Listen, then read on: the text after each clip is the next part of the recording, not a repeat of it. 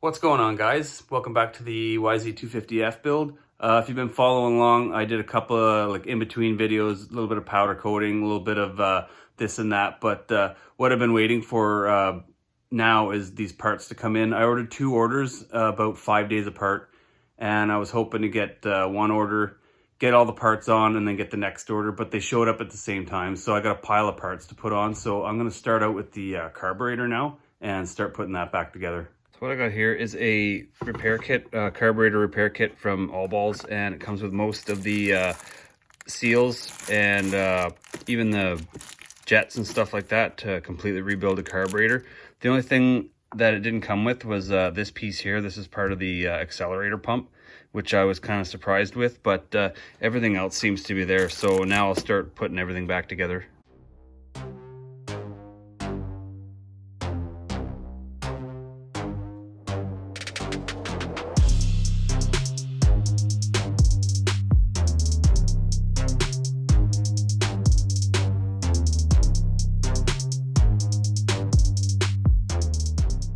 All right, guys, so I got the top section in here now. Basically what you do is you put the slide together, and you just put that I got a diagram printed out here. The reason why I'm not going through this like on regular video is because I'm kind of learning this on my own. So I watched a couple of really helpful videos, which I will put down in the description for sure for you guys, because this is kind of new territory to me too. But what I did is I replaced the little O-ring here. This if you can see it, it's the number 11 there. I replaced this little piece right here, if I still got it around. So that's it right there. So that went around the plate, and that goes on the slide, and make sure all your wheels are on there, and then you put your needle through. And I just put it stock settings, so I went by this old needle that I took out. It comes with a new one in the kit, but this from the top down, this needle is in position 4, the clip is. So that's just what I did there. So that's kind of why I don't want to like go through it too much with you guys, because I don't know exactly what I'm doing, and I'm just hoping this will work out for me, because I've never had one of these together before. I got these off of Partzilla, these diagrams. So if you guys want to check out Partzilla, I'll put the link in the description there where I got them. So it kind of comes out in a whole bunch of pages, so you got to pretty much pick, or you print 17 pages out. But basically what I did is I built up the whole top first, and now I've got the cap on. So now what I'll probably do is go at the bottom now and start putting the gasket back in and everything like that, and see if I can get this all put back together. This is where all the jetting and stuff goes in here. One thing I will go through quickly is your adjustments. This one here is for the accelerator pump.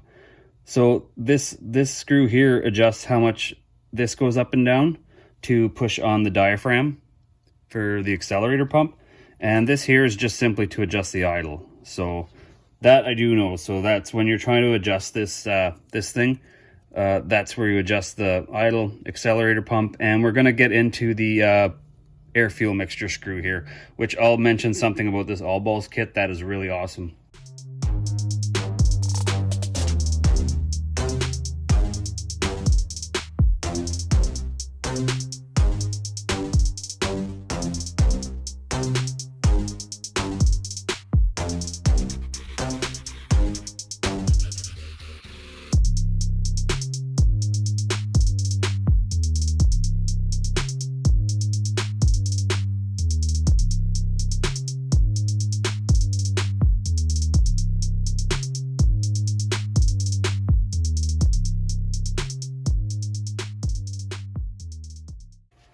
So I'm going to just stop time lapse there just to show you something why I like this kit much better than the OEM kit, because this is the air mixture screw. So before, you had to put it way up into there,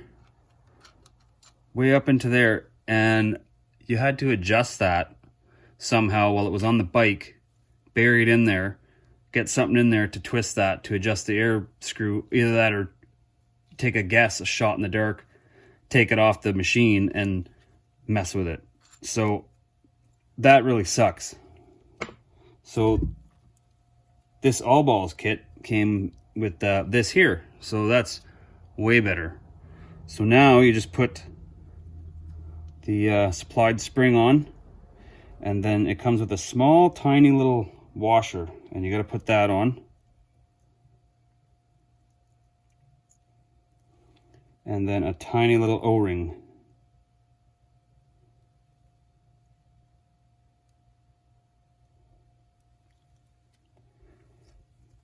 And you just feed it up into there like that. And it has another O-ring down there a little bit just to keep all the dust and everything out, so you can probably push that in a little bit as you go if you want to. So you twist that all the way in until it stops.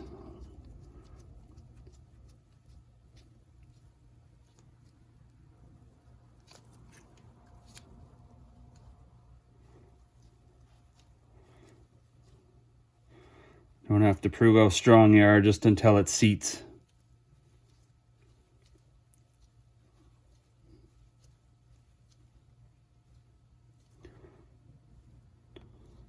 So now it has seated. So now when you're done with that, now you can grab onto something while it's on the bike and actually adjust the air fuel mixture while it's running, which is what you want to do when you're doing this. So I thought that was really good that All Balls sent that air screw. So what I'll usually do with these is on other carbs, I just go 1.5 to 2 turns out. So the number 2 is facing out, so we'll go about 1 turn.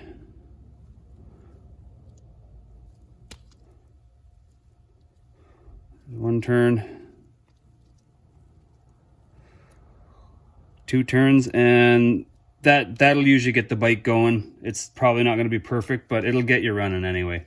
And after you adjust the idle and everything like that, then you can run the bike and make minor adjustments after it's warmed up and everything's good to go there. But now I'm going to move on to, I'm just going to tighten everything in here a little bit. Maybe not these so much, but this piece here I'll tighten in, and then I'll put the accelerator pump together.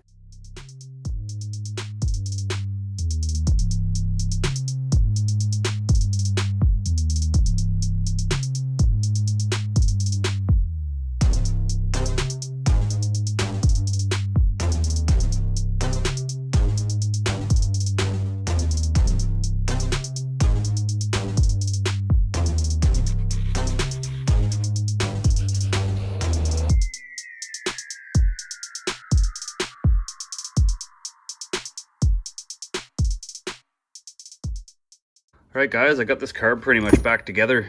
It's looking pretty good.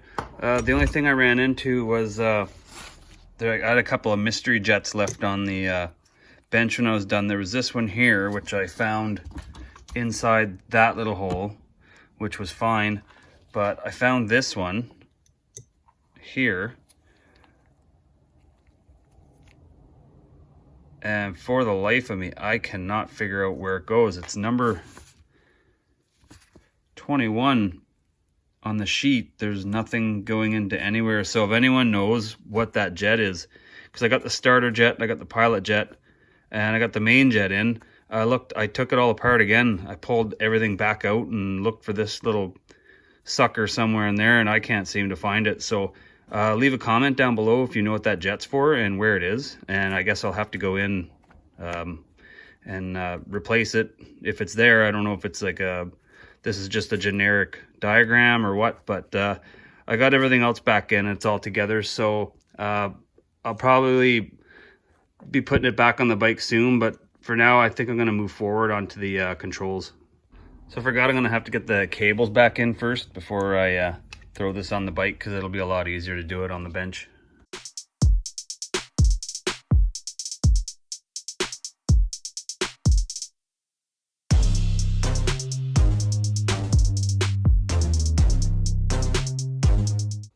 Okay, so now that the cables are all on, I think I'm going to go ahead and mount the carburetor up anyway, because it'll be a lot easier to get on right now because the shock is still loose. So I'll take the shock out of there quickly, and then I'll put the carb on and just mount it in there for now, just so it's off the bench and out of the way, and I'll tighten it all in later.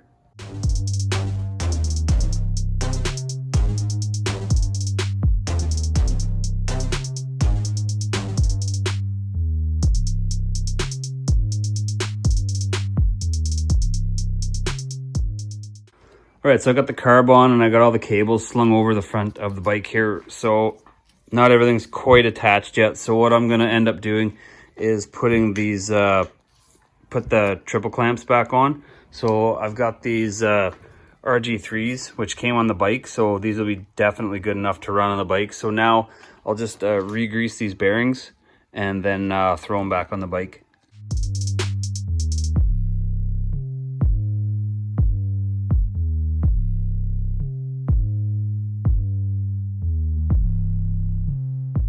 So I got the fork clamps back in now. Next task is to take these forks here and bring them outside with the pressure washer there and just give them a good blast. As well, I've got the rear wheel over here, so I'm gonna give that a good blast as well. There's a lot of crap inside the hub there and on that side. I'm gonna do something really cool with these wheels. I've already got the front one all pulled apart, so that'll probably be in its own video on what I'm gonna do to the wheels. So I'll probably build the wheels in a video or two, but for now I'm just going to focus on getting the rest of these parts that I got in back on the bike.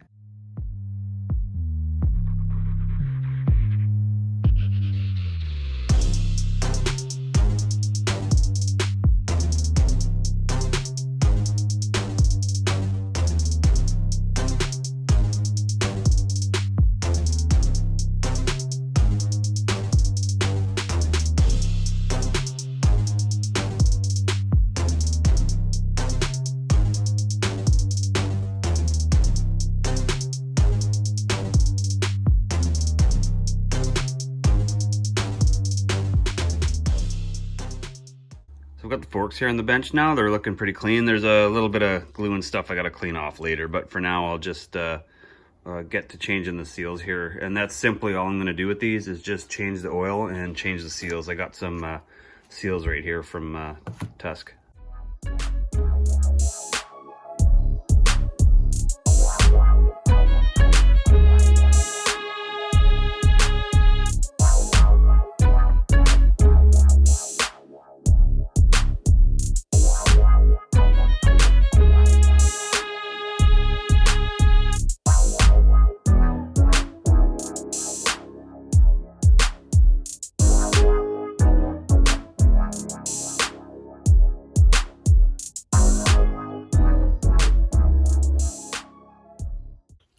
So I got the first fork apart here on the bench, and this weird, really goopy oil came out. It's really, really thick. This is not usually what I find in these forks. It's like they put gear oil in it. It just kind of like slimed everywhere all over my floor here. So when I took the oil seal out, this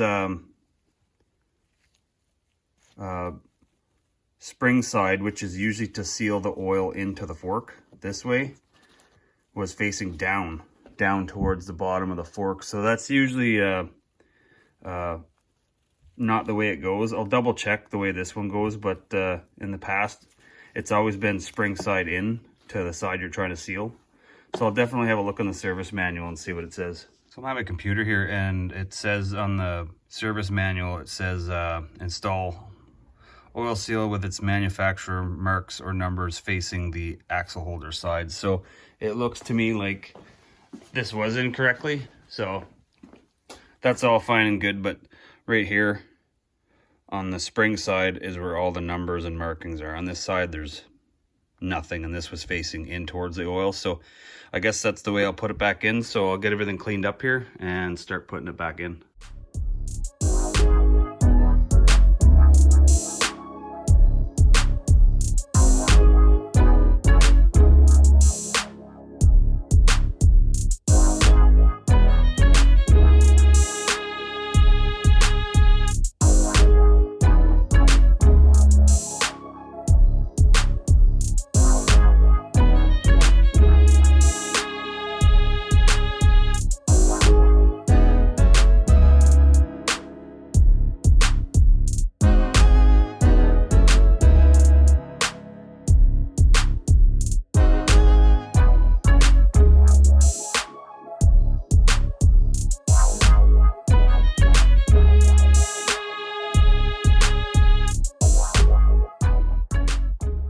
So there you have it, that shock's all done. It's pretty much the same as any other fork I've ever done, so I'm not gonna bother time-lapsing the other one. I'll just go ahead and do it.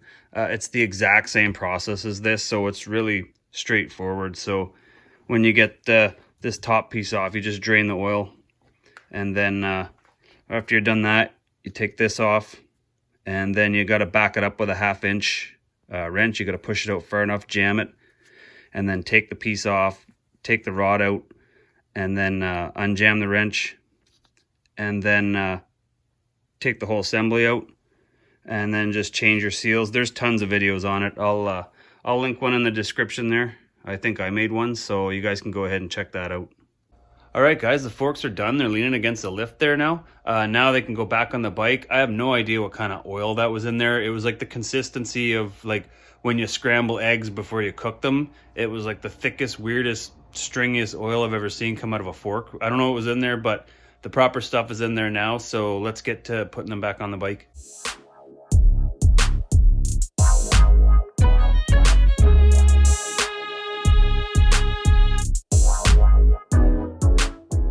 All right, so I got the forks in there now. I left them a little bit loose. I think I might take these bolts out and just clean everything up a little bit more. But for now, I can easily just move on and start putting the bars on and all the controls.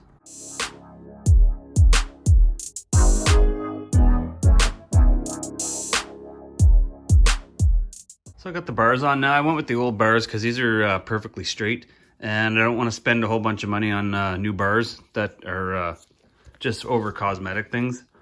So if whoever buys this wants to change the bars, of course they can. So now I'm gonna go on to do the grips. So I got a new set of grips for this anyway. So again, I'm gonna go with these OD lock-on grips. I really like these things. They're easy to install. They're nice and comfortable, and it's a no waffle grip. Usually I go with the half waffle, but it doesn't really matter. Either grip works really well. So now I just need to find the right cam and start putting the throttle back together.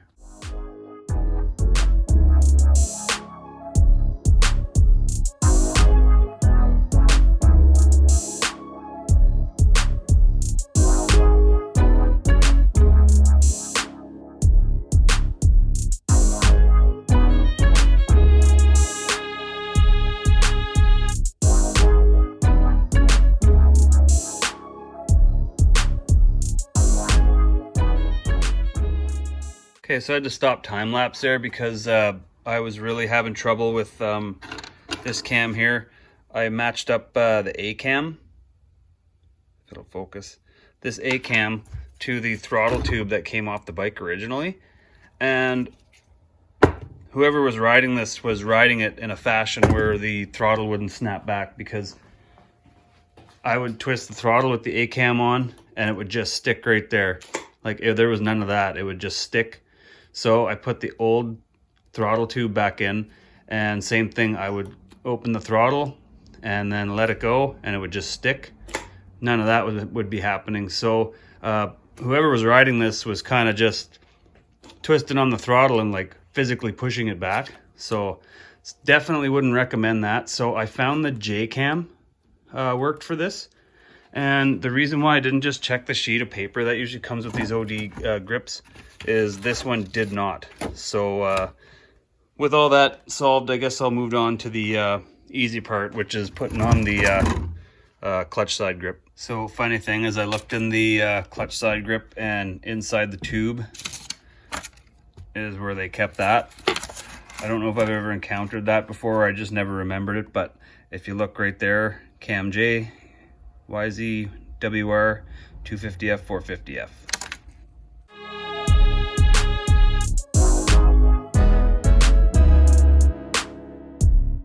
So I was hoping to get away with it because these are a little bit worn out, but I guess not. As usual with these Pro Taper 1/8 bars, these won't go on. So you gotta grind away. You gotta grind away all that a little bit, and then it should slip on.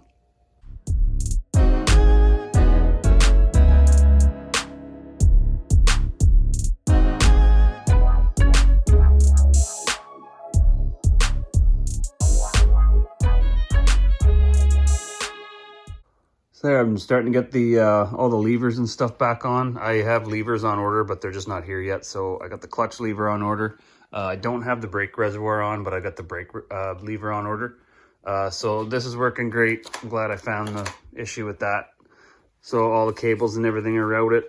Everything turns nice and easy.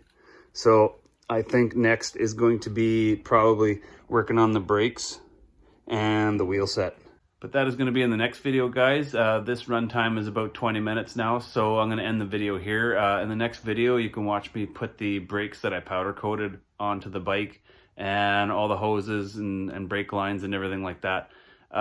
If you want to see that, make sure you subscribe if you haven't already and hit the notifications bell. It's going to be an awesome wheel set. I'm going to try some new things, so make sure you guys tune in for the next video, and thanks for watching.